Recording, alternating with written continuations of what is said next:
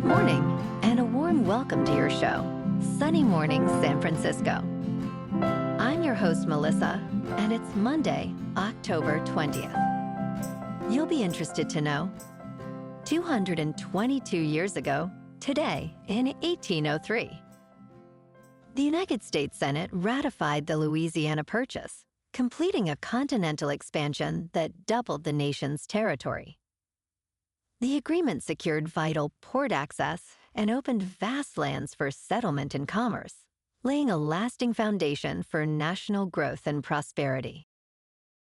So now you know. And now, it's time for the Surf Report.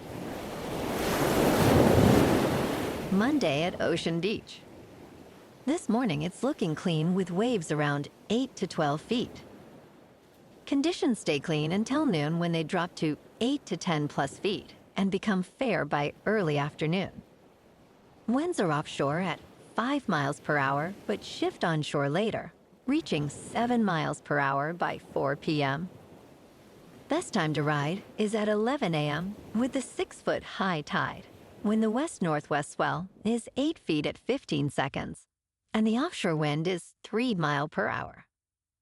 The first high tide on Monday will be 6 feet at 11:30 a.m., followed by a half-foot low tide at 5:45. The nearshore buoy in San Francisco Bar reads 61 degrees for the water temperature. Tuesday brings clean conditions with wave heights ranging from 5 to 7 plus feet, ideal for experienced surfers.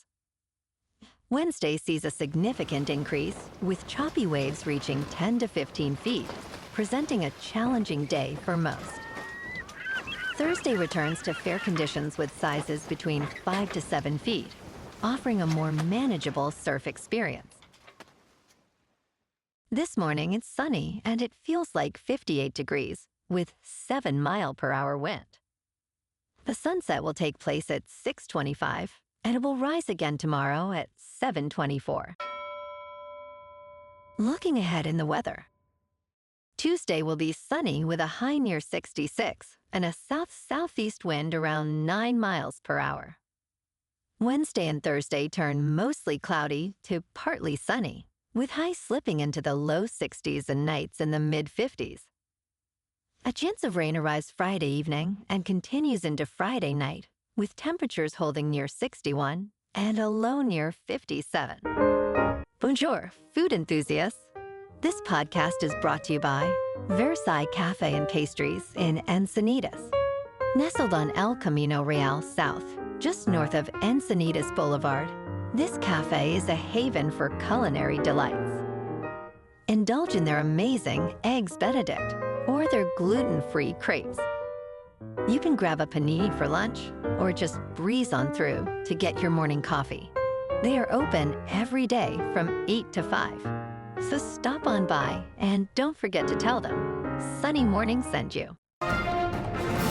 In local news, 3 more deaths in Los Angeles County have been linked to kratom, a synthetic compound, according to the County Department of Public Health. This brings the total number of recent overdose deaths related to kratom in LA County to 6, with victims aged between 18 and 40. Gary Tsai, director of the Los Angeles County Department of Public Health's Substance Abuse Prevention and Control Bureau, emphasized that these products are dangerous and advised the community to avoid using kratom-related products altogether. Public health officials have raised concerns about the potential for kratom abuse due to its ability to bind to opioid receptors in the body. Some California communities, including San Diego, have prohibited the sale and possession of kratom.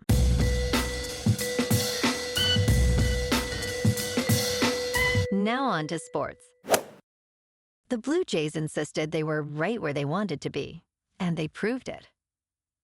Inside a packed and deafening Rogers Center, Toronto staved off elimination with a 6-2 victory over the Mariners, forcing a decisive Game 7 in the American League Championship Series. Trey Savage carried a shutout into the 6th inning, while Addison Barger and Vladimir Guerrero Jr. homered. As Jays manager John Schneider predicted, his club did not buckle after their crushing Game 5 loss. This will be the first American League Championship Series Game 7 in Mariners history.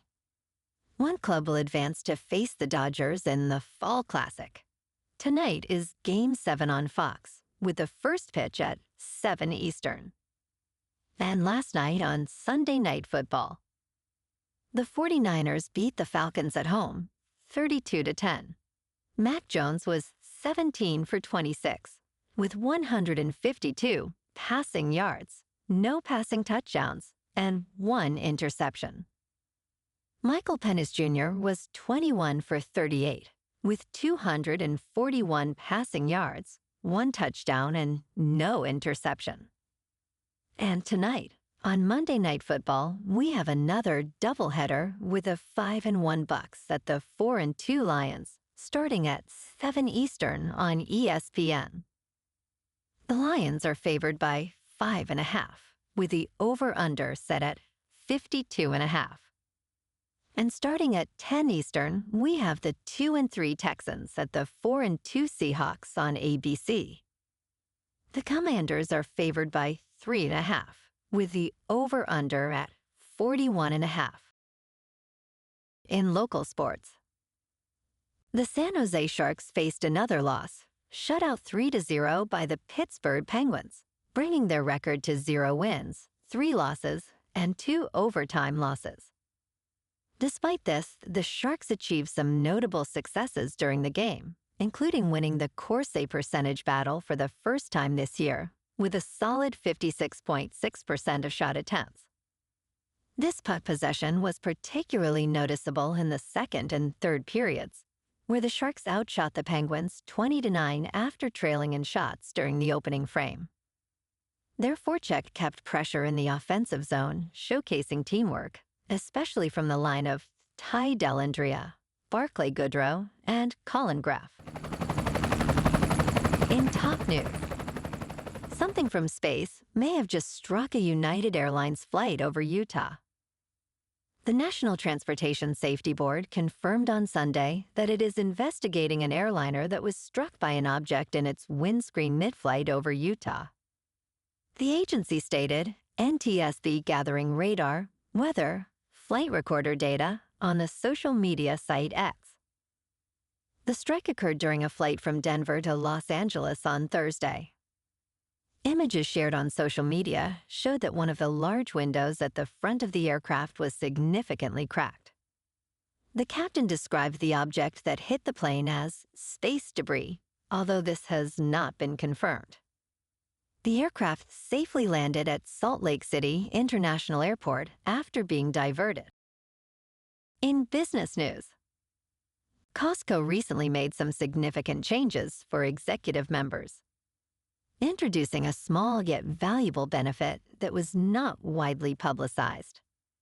The chain has added new operating hours opening earlier for executive members, a move aimed at rewarding the customer base that drives most of its sales. During a fourth-quarter earnings call, CEO Ron Vakris explained that these new hours have increased weekly U.S. sales by about 1%. Additionally, Costco introduced a $10 credit per month on Instacart purchases over $150.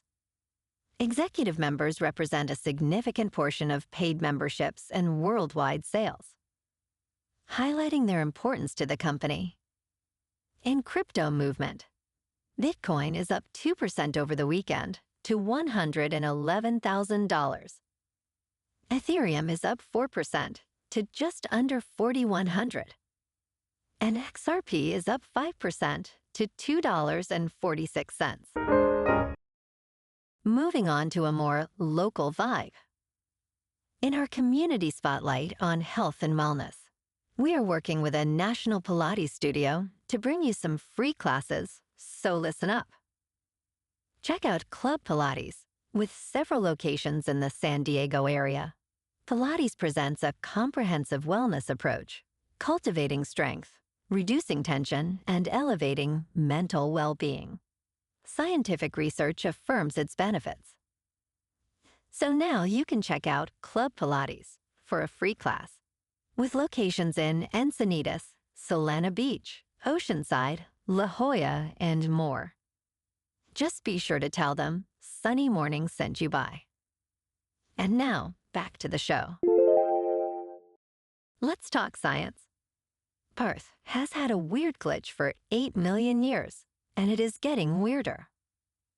The South Atlantic anomaly is a particularly weak region of Earth's magnetic field, stretching from South America to Western Africa. This anomaly allows charged particles to reach Earth's surface, which can cause chaos for satellites.